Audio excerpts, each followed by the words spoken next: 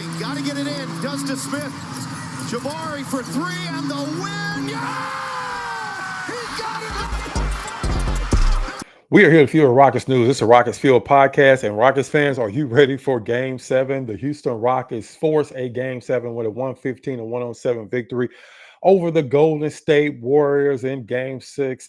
It's the Rockets' only second win ever in Golden State in the playoffs, and probably their biggest win since 2020 when they defeated Oklahoma City in the bubble. Of course, this win forces a Game 7 on Sunday at 7:30. The Rockets came into this game. They proved the last couple of games why I believe they are the better team in this entire series. And in this quick recap that I'm giving here, I'm going to break down, of course, a little bit of the game and also talk about why I believe the Rockets are the better team and why I believe the Rockets will win Game 7. So let's just go do a quick recap of the game. Like I said, the Rockets won 115-107. They got contributions from everybody. Dylan Brooks was in foul trouble, so he didn't play a lot in this game. He actually only played 19 minutes, but they got contributions from everybody else. And even I know some people are going to be like, Jalen Green was on 3 of 11. He should have shot better. He should have did this. He should have did that. Jalen Green had the highest plus minus out of anybody in the game at a plus 20. He had another game where he did a really good job of moving the ball and not being a ball stopper. He had that one questionable shot at the beginning of the game, but after that, he was moving the ball around. He had 0 turnovers last game. He only had 1 turnover this game. So he's doing the things he needs to do. But really, this game came down to players like Alperen Sengun and especially Steven Adams. Steven Adams was so dominant in this game that they felt that they had to go to the hack of Steve-O fouls again. And they did it instead of 4th quarter this time. They did it early in the 3rd quarter. And Steven Adams made them pay for it. He went 9-16 from the free throw line. That strategy didn't work. And usually when you go into that strategy, that means that you realize that you can't beat this team. That's a strategy you go. That's a last resort strategy that you pull out. And they did it again, and it did not work this time like it did last time, where MA immediately took him out, and then the Warriors went on a run. This time he left them in.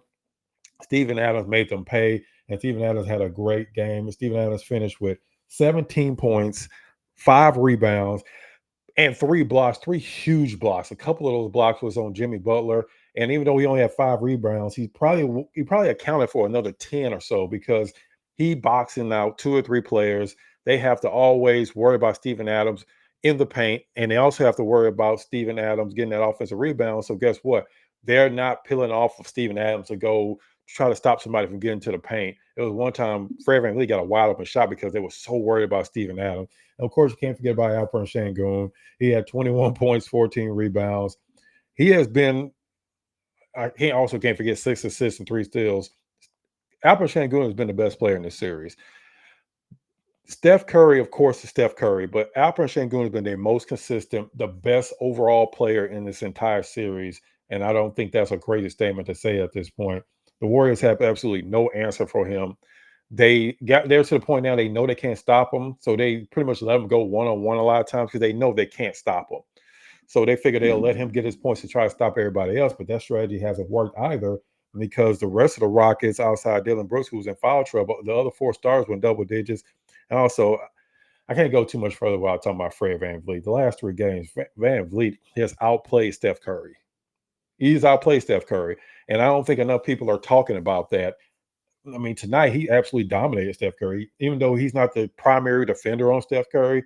But they both played a point guard position. I don't think anybody in their right mind would have said before the series that Fred VanVleet would outplay Steph Curry in Game 4, Game 5, Game 6. He had another 29 points tonight. He was 6 of 9 from three-point range, 7 of 13 from the field, made all 9 of his free throws, 8 assists, and he also only had 2 turnovers. And keep in mind, they were trapping him the entire game, and to only have 2 turnovers, that is absolutely huge. So, again, I'm going to say it again. Fred VanVleet, the last 3 games, has outplayed Steph Curry, and that has been a huge deal. And that's exactly why the Rockets are forcing Game 7. I know a lot of people were down on Fred VanVleet. Yes, he had a down year compared to last year, but he also knew he needed to take a step back this year. And this is exactly why you brought a Fred VanVleet in, was for moments like this. And I think a lot of people were going way overboard with their criticism of Fred VanVleet. Yes, it's fine to criticize the player we're not playing well, but some people were getting personal with it and were basically saying that Fred VanVleet shouldn't even be in the league That's how bad it was getting with some of the comments. So you see these last few games, like why the Rockets felt they needed a player like a Fred Van Vleet. And he has showed up and showed out in these last 3 games, and it's been absolutely huge for the Rockets.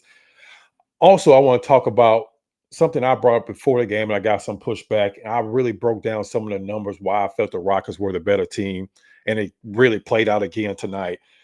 In the Warriors' 3 wins, the Rockets have either had the lead in the fourth quarter or been within 3 points in every single one of the Warriors' wins. One of the wins the Rockets lost the game is purely simple because of they weren't making free throws. They really had absolutely nothing to do with the Warriors. The Rockets missed 12 free throws in the game and lost by 3 points, and still had a chance to win it at the end if Alperen Sengun makes that 6 or 7 foot hook shot. And the Rockets now 3 wins, they have won by double digits in every game. And yeah, I know they only won by 8 tonight, but again, that's just because of garbage time. The Rockets were dominating the Warriors. At one point, the Warriors had scored 5 points, and it was 8 or 9 minutes have went by in the entire quarter. They went 1 for 15 at one point in the game. The Rockets have absolutely dominated the Warriors in the Rockets' 3 wins. And it's a continuing trend now. I mean, you're talking about 2 straight games where Rockets have completely dominated the Warriors, where the Warriors are basically threw in the towel. They threw in the towel in the third quarter in the last game. This game, they threw in the towel midway through the fourth quarter because they knew they had no chance. And I got some people telling me, well, they weren't really trying in Game 5 because they knew they were going to come back to Golden State, a home arena in Game 6 and take care of business. But I don't know what the excuse is going to be now. I seriously doubt Golden State really likes Houston that much and throw another game and just to come back to play the Rockets in Game 7. So I think people are going to start to realize that the Rockets are just the better team. The Rockets are the younger team. They're the faster team. They're a more aggressive team. They play a better defense. They have a deeper team. Don't get me wrong. Steph Curry can go out there and score 40, 50 points in Game 7, and anything can happen. It's Game 7. But if the Rockets play up to their potential, let's put it like this: if the Rockets play up to their potential and Golden State plays up to as good as they can play, the Rockets would win the game because the Rockets are the better team. They have done the best job I've seen anybody do in the playoffs against Steph Curry, especially any Rockets team. And that even goes back to the 2018 Rockets team that pushed the Golden State Warriors to 7 games, that have probably one of the greatest teams of all time. I know Steph Curry's dealing with the sore hand or whatever, but that didn't seem to stop him in the other games where he was scoring 30 points or he was dominating the game. So at this point, you really can't come up with any excuses. The Rockets are just playing a masterful game, a defensive game against the Warriors, making everybody else beat them. Brandon Pajinski, Gary Payton II, Moses Moody, it doesn't matter. They are going to make them beat them, and they're going to do the exact same thing. And the zone defense that they're playing, and really quick on this zone defense, and I think something people need to also pay attention to. The reason why the Rockets are so good at that zone defense because they start playing that double big back in February. Um, I think it was a February game against Dallas when Anthony Davis' very first game after the trade deadline. The Rockets were getting stomped in that game. Went to that double big. They really hadn't used it pretty much majority of the season. Went to that double big lineup, and then they realized, okay, if we're going to continue to do the double big, we have to get a lot better at playing zone defense, and that's something they've worked on since then. And that is something that is absolutely taking the Golden State Warriors completely out of their offense. And Alperen Sengun, another thing, he's playing the best defense of his entire career. Coming into this game, he was second in deflections in the playoffs. I don't think you can overstate how good Alperen Sengun has been on offense, we know. But on defensive end, he is doing everything that you would want him to do on the defensive end. So that's something else that you can't forget to talk about is Alperen Sengun's defense, especially switching out on the Curry, pressuring Curry, trapping Curry. He has done a great job on that, and also staying out of foul trouble, not falling for Draymond Green's ridiculous antics that he does every single game. Guarantee he's going to have another technical in Game 7 because he knows they're not going to throw him out the game. One more person I want to talk about real quick that deserves all the credit in the world. Well, 2 more people. First, Rafael Stone. When he made that Steven Adams trade, a lot of people were like, why would you trade for Steven Adams when he's hurt and nobody knows whether he's going to come back and be the same player he was before? Now we see exactly why he traded for Steven. I mean, we've been seeing it all season, but it's really paying off in the playoffs. To trade him for Victor Oladipo, who was never going to play for the Rockets at that point anyway, and some draft picks that you really don't even care about.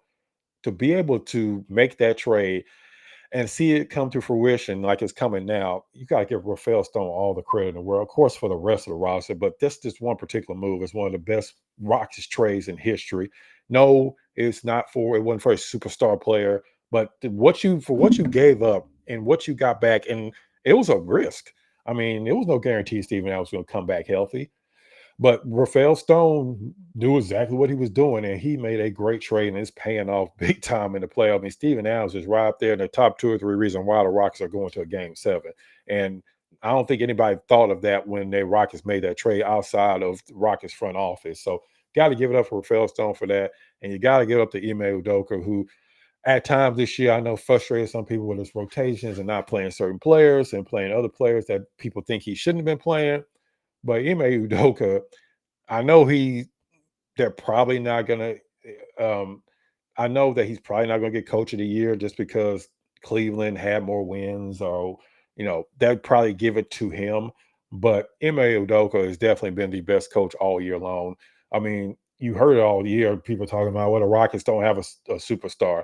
I mean, Alperen Sengun is playing like a superstar in this series, but people were saying, oh, well, the Rockets, they need this, they need that. Well, if you're going to say all that, then you got to say, how are they at the point that they're at? And it's with the coaching of Ime Udoka, who I've been watching since he came to the Rockets and been talking to since he came to the Rockets. He has been consistent. He hasn't let any type of outside pressure make him do stuff he don't want to do, but he has been flexible because most people didn't think there's no way he would be playing Steven Adams and Alperen Sengun as much as he has together this entire season. So he has adjusted when he needs to adjust, and it's paying off. The Rockets are going to a game 7. Like I said, anything can happen. But if they both play at their potentials, both teams, the Rockets are the better team. And I have 100% confidence saying that. It's not just because I cover the Rockets. If you're really looking at it objectively, the Rockets have the deeper team. The Rockets have the more athletic team. The Rockets are a better defensive team. And both of them play at their potentials in game 7. The Rockets should still come away and win their first ever series against the Golden State Warriors and move on to play Minnesota. And then at that point, who at that point, you just beat the team that you haven't been able to beat in 4 tries. There's no reason why the Rockets can't beat Minnesota, but that's getting ahead of myself. We won't go there. We're going to worry about game 7 and worry about what's going to happen with that particular game. Of course, I'll be out at game 7, bringing you all the pregame, including the interviews and workouts and all the stuff I usually bring you. Of course, bring you all the post game of a game 7 where I'm expecting the Rockets to win, but it's going to be a good game regardless. So again, I'd like to thank everybody for the support. It's been a great season. One of the best season it's been in a long time around here in Houston. So I want to thank everybody for their support, been along the ride with me. And the ride continues into game 7 on Sunday. So again, if you're new to the channel, definitely make sure you subscribe. If you have been on the channel, been subscribed to the channel, thank you very much. And as usual, I appreciate support. And make sure you check out the next episode of the Rocket Fuel podcast. Hopefully after a game 7 Rockets win.